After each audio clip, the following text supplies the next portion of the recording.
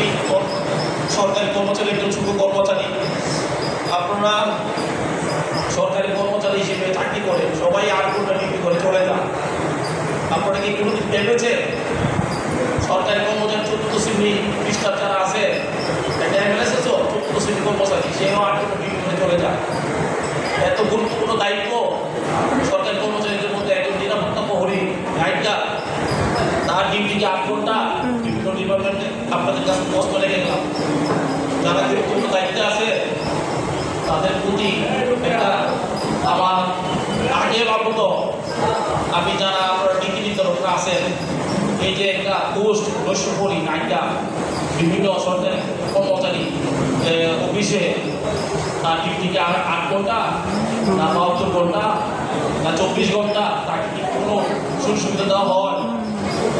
আপনারা যারা সমন্বয়ক আছেন, যারা এই বাইরের নাম আমি জানি না, কত জানি না, মাহমুদুল ভাই সকাল 12:30 আসার পরে আমি দেখতেছি ব্যানারটা গেছে, পরে আমি কান্নাকাটি করতেছি, এই বাইরের পাওয়া ধরে সাহায্য করতে চাইছিলাম, ভাই তো আমার বুকে ধরাই করছে। তো আপনি কিছু বলবেন?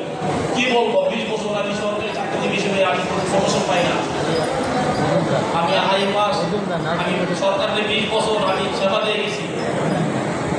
আমাকে কি সরকারের দায়িত্ব পালন করার জন্য ফাঁকি দেওয়ার জন্য পাঠাইছে, নাকি আমাকে মারার জন্য পাঠাইছে? নিরাপত্তা প্রহরী গাইডটা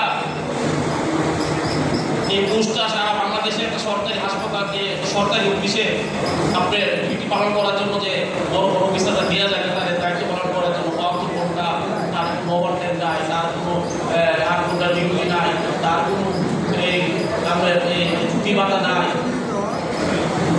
আপনারা এইটা নিয়ে আলোচনা করবেন, সমন্বয় যারা আছেন, এটি আমি আমার বললাম আপনাদের কাছে। বা একটা পোস্টার ব্লগ পোস্ট করে দিছে সরকারি বিভিন্ন ডিপার্টমেন্টে, আপনারা চিন্তা করে দেখছে? এই বলে আমি আমার বক্তব্য শেষ করছি। আসসালামু আলাইকুম।